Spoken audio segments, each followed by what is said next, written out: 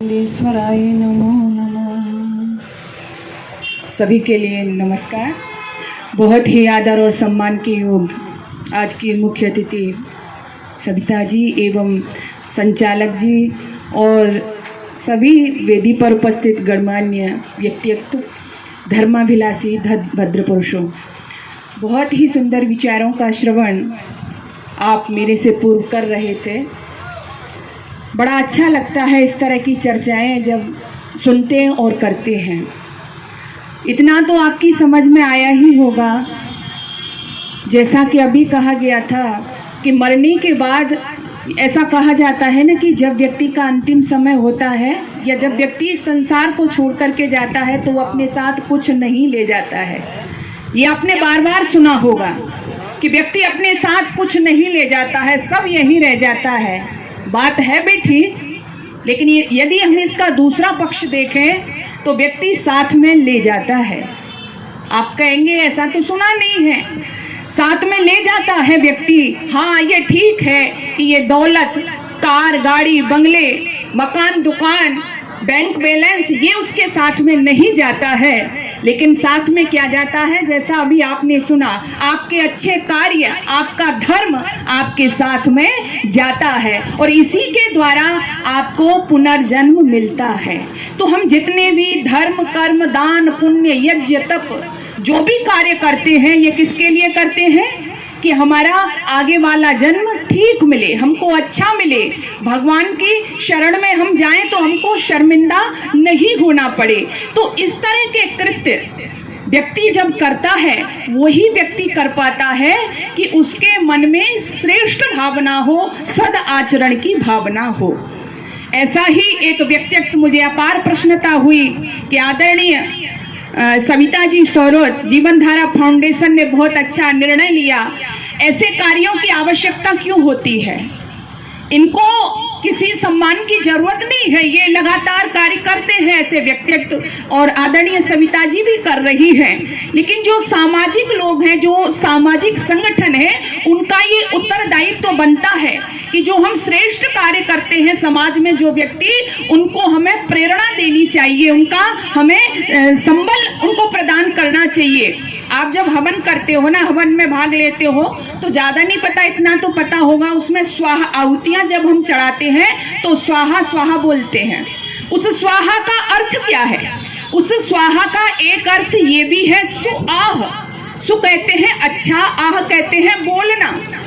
यानी हमारी समाज में धर्म कर पाते हैं ना, हम और भी कोई अच्छे कृत्य कर पाते हैं, लेकिन हमारे अड़ोस पड़ोस में, हमारे बगल में जो कोई अच्छे कार्य, अच्छे कर्म, अच्छे कृत्य करता है तो हम उसका भी मनोवर्धन नहीं करते, उसका भी उत्साहवर्धन नहीं करते हैं। तो आप ऐसा करते हैं तो स्वाहा से बिल्कुल दूर जा रहे हैं आप।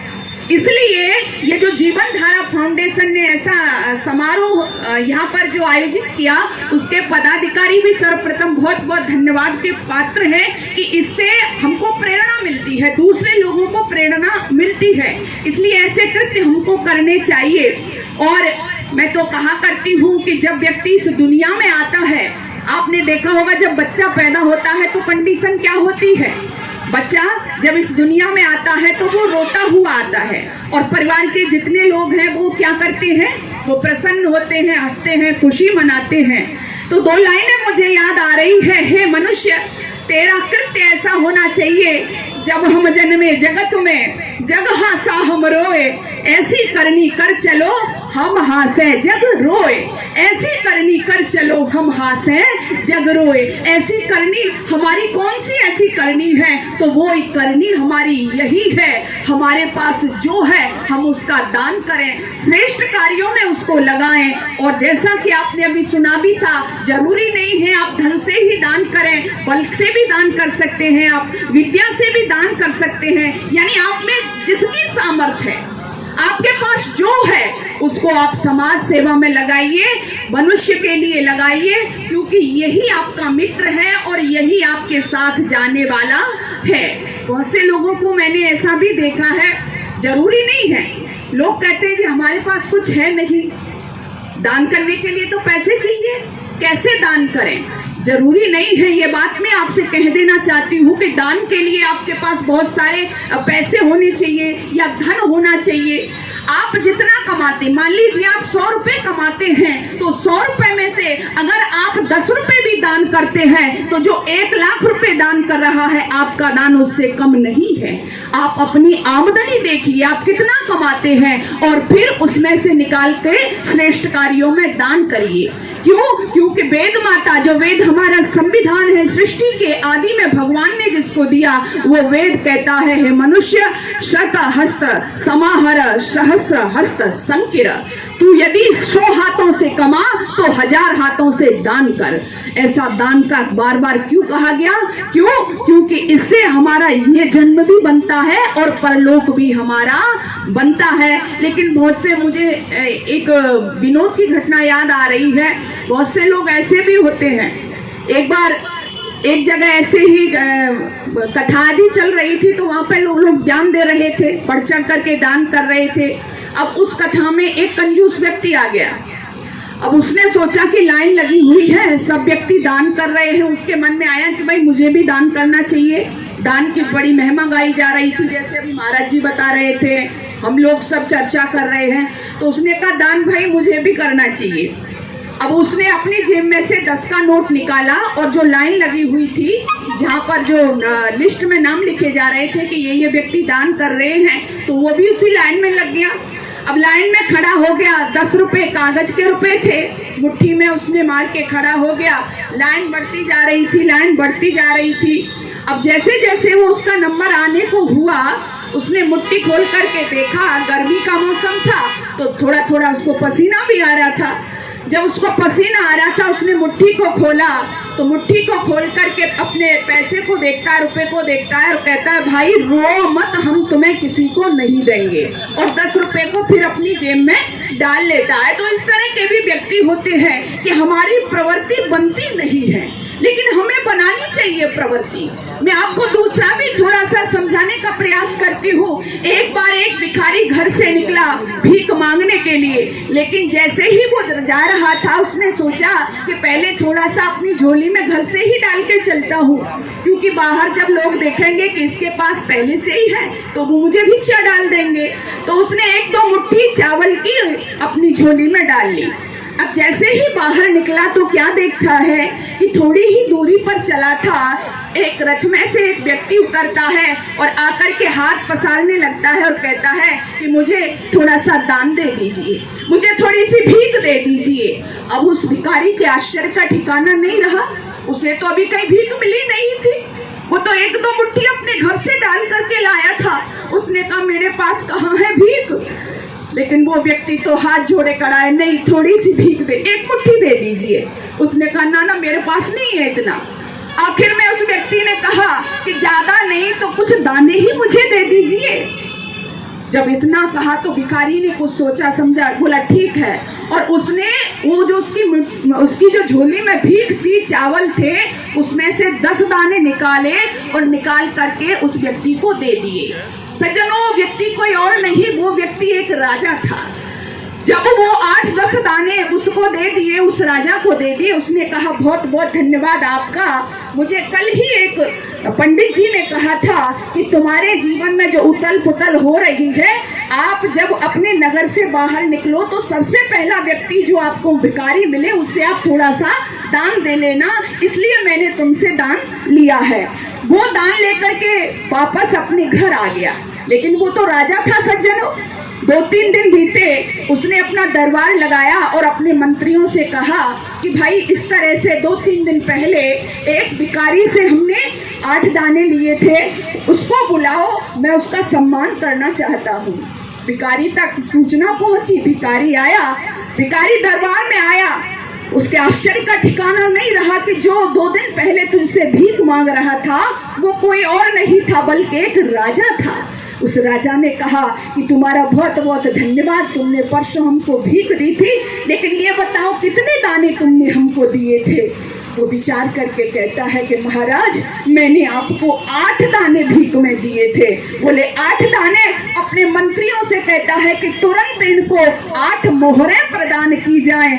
8 मोहरें मंत्रियों ने ला करके दे दी, लेकिन भिखारी अब पश्चाताप की अग्नि में जलने लगा। वो सोचता है काश मैंने राजा को एक मुट्ठी चावल पहले दे दिए होते तो आज मेरी दशा और दिशा दोनों ही बदल जाती। सज्जनों, मेरे कहने का भाव ये है कि ये दान कभी भी खाली नहीं जाता है। आप जितना देते हो उससे दुगुना तिगुना 4 गुना बढ़ करके आपके पास वापस आता है। केवल विचार बनाइए देने का, भाव अपने अंदर लाइए देने का।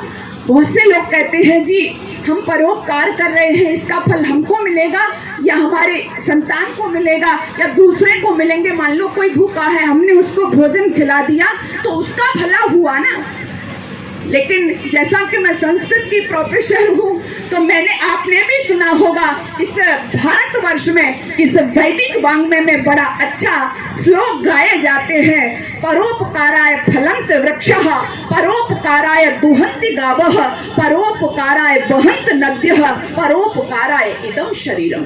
जो श्रेष्ठ लोग होते हैं उनका क्या भाव होता है कि वृक्ष परोपकार के लिए फल देते हैं। आप बड़े मीठे मीठे आम खाते हो, केले खाते हो, अगर केले का पेड़ ये सोच ले कि मैं केला दूसरे को नहीं दूंगा, सेब का वृक्ष ये सोच ले मैं सेब खुद खाऊंगा दूसरे को नहीं दूंगा, तो आप खा सकते हो? नहीं। इनके मन में कोई स्वार्थ नहीं है। नदियां अपना जल दे रही हैं, गाय अपना दूध देती है। वैसे ही जो परोपकारी जीव होते हैं वे बिना किसी स्वार्थ भाव के सेवा किया करते हैं, परोपकार किया करते हैं। ऐसा ही व्यक्तित्व मैंने पाया हमारी आदरणीय सविता जी सौरोद का। ऐसे व्यक्तियों की चर्चा होनी ही चाहिए सज्जनों। ऐसे व्यक्तित्व जब निकल करके आते हैं तो जरूरी नहीं है सरकारें इसके लिए काम करें। आप इस देश की दशा और दिशा को बदलने में बहुत बड़ी भूमिका रखते हो। आप सरकारों को कोसते हो, लेकिन जब आप निकल करके आओगे तो इस समाज का बहुत बड़ा कल्याण होगा, सुधार होगा। देखो धन तो जाएगा, ये बात भी लिख लेना, क्योंकि धन की 3 गति महाराज भर्तृहरि ने नीति शतक में साफ कहा है। धन की 3 गति होती है, दान, भोग और नाश। पहली गति क्या है? दान। दूसरी क्या है? भोग। और तीसरी नाश। पहले उसका दान करो अगर तुम्हारे पास धन है तो, दूसरा उसको भोगो। ना तुम दान कर रहे हो ना तुम भोग रहे हो तो नाश तो उसका होना ही होना है। इसलिए दान की प्रवृत्ति लाइए और उसको भोग भी करिए तो तुम्हारा धन सद कार्यों में, श्रेष्ठ कार्यों में लग जाएगा। तो आप भी जिस तरह से मैंने कहा कि नदियां अपना जल देती है परोपकार के लिए, वृक्ष अपने फल देते हैं परोपकार के लिए, गाय अपना दूध देती है परोपकार के लिए, ऐसे ही तुम्हारा हर एक कृत्य इस समाज के लिए हो जाएगा, इस राष्ट्र के लिए हो जाएगा। लेकिन तुमने यदि ऐसा नहीं किया है तो फिर आप बेकार में भक्ति का ढोंग ढकोसला करते रहो, लेकिन जो वास्तविक फल है वो आपको नहीं मिलेगा। क्यों नहीं मिलेगा? क्योंकि किसी कवि ने बड़ा सुंदर लिखा है। कई बार आपको लगता है ना धन मेरे पास बहुत है, भाई इसका तो मैं ही सदुपयोग करूंगा, इसको तो मैं ही भोगूंगा, भगवान ने मेरे लिए दिया है। लेकिन किसी कवि ने कहा है, खाने से पहले अगर तुम हक पर आया सोच लो। जब आप भोजन करते हो ना तो एक बार सोचा करो, इस दुनिया में बहुत से ऐसे लोग हैं, आपने देखा होगा जब डाइनिंग टेबल पर बैठते हैं तो इतने व्यंजन वहां पर लगे होते हैं कि वो ये निर्णय ही नहीं कर पाते कि मैं कौन सा भोजन इसमें से करूं। और बहुत से लोग ऐसे भी हैं जो ये निर्णय नहीं कर पाते कि मैं आज क्या खा करके अपनी भूख शांत करूं। मेरी माताएं बहनें बैठी हैं, बहुत से लोग, आप जब अपनी वार्डरोब खोलती हो ना अलमारी को तो आप ये चयन नहीं कर पाती हो कि मैं आज कौन सी साड़ी पहनूं। लेकिन इस देश में बहुत सी माताएं ऐसी भी हैं, वो ये सोचती हैं कि मैं क्या पहन करके अपनी इज्जत को बचाऊं।